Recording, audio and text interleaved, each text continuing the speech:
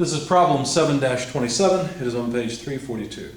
Determine the internal normal force, shear force, and moment acting at point C. The cooling unit has a total mass of 225 kilograms with a center of mass at G. Okay.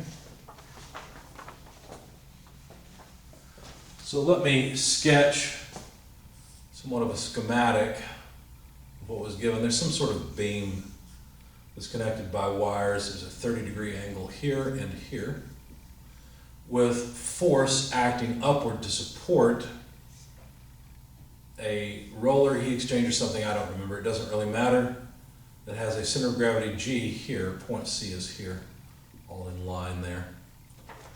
But G has a weight equal to 225 kilograms times 9.81 meters per second squared. And so the weight comes out to 2207.25 newtons.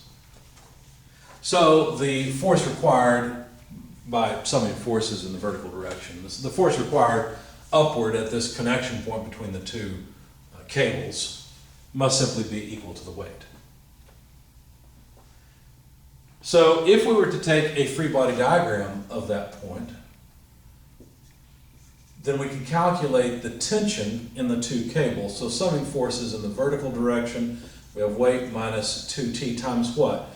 Times sine of the angle theta, where theta is 30 degrees. Well, why sine? Well, because it's the opposite side, you see. So this sum has to be 0. So solving for the tension T, we get weight divided by 2 sine theta. And so that's 2207.25 newtons divided by 2 times sine of 30 degrees. When you plug all of that into your calculator, you'll find that the tension is 2207.25 newtons. They sized it, I guess, so that we get a tension in each cable equal to the total weight. So now if we make a free body diagram of the beam, because what we really care about is the loading condition at point C within the beam, make a free body diagram of the beam, make it a little larger where we can see it. We'll have tension acting like that, and obviously there's also cables holding up this weight, and each would have to support half of the weight because the weight is just centered between the two. So of course this comes out to half of 2207.25, so 1103.625 newtons here, and of course here as well. I won't write it, there's the same thing. But the tension in each side is 2207.25 newtons. And all the work we've done so far is to get to this point where we have the loading condition on the beam so that we can try and figure out the or a free body diagram of the beam, so we can figure out the loading condition at the center of the beam. So let me make another free body diagram where I cut the beam in the center at point C and realize that I have two loads, 2207.25 newtons here and 1103.625 newtons on the left. Now since it's a right-hand cut face, we'll take VC, the shear, to be downward. We'll take MC to be counterclockwise, and PC always tensile. Okay? So summing forces on this new free body diagram, which is really what we're trying to get to, summing forces in the vertical direction on this free body diagram should yield VC. So let's see what happens. Well, we've got negative 1103.625 newtons from here. We're going to have plus 2207.25 newtons, and of course our angle here, theta, is 30 degrees.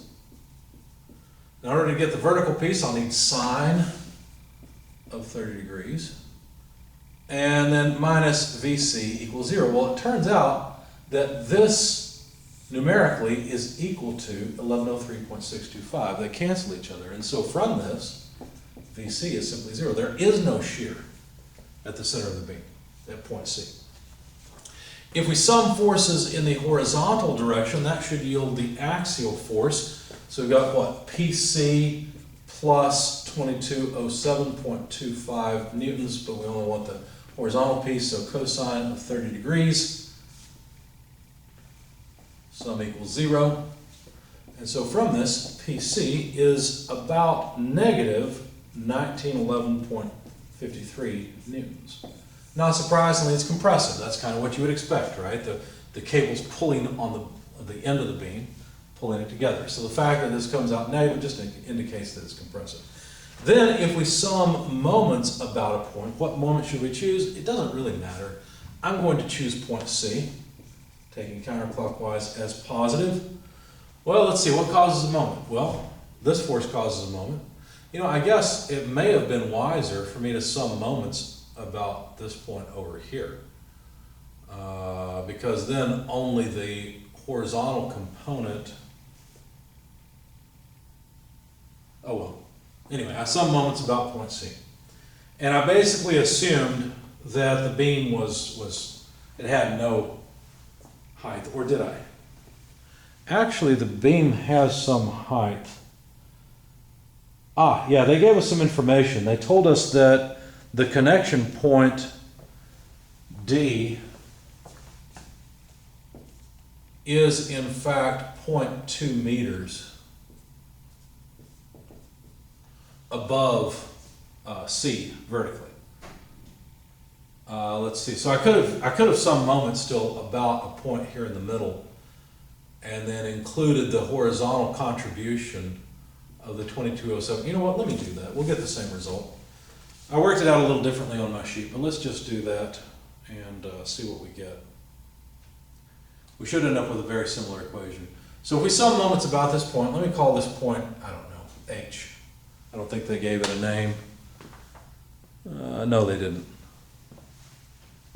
And I have a reason for doing this. Let me sum moments about point H, taking counterclockwise as positive. Well, the moment MC still acts on this bit of beam that we've got, right?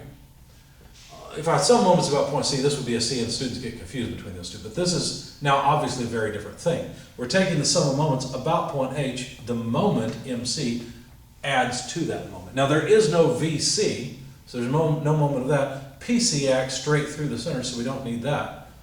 And all we need to do is, let's see, we won't have any moment from that force with a vertical component of the 2207.25 tension. So all we'll have is minus 2207.25 newtons. But we don't want all of it, right? We only want the horizontal piece of it, so that would be time cosine of 30 degrees. And then all we need to do is multiply by its moment arm, 0.2 meters. So that sum should come out to 0. And when you do the math, you will find that MC, just rearrange it, just solve for this, right? Plug it into your calculator, is 382.31 Newton meters. Okay, you get the same result whether you sum moments about point C or point H as I did. There's less writing with point H, because if you sum moments about point C, you've got to take the moment of the 1103, the vertical moment of the 2207, as well as the horizontal moment, or the moment of the horizontal component of the force. So this is a little bit easier, and I also like the fact that you can differentiate between those two pieces of the equation. This represents all of the moment. This is just the moment at point C. So we know that there's no shear, we know there's a compressive load, and there is a moment load that is counterclockwise at C in these magnitudes.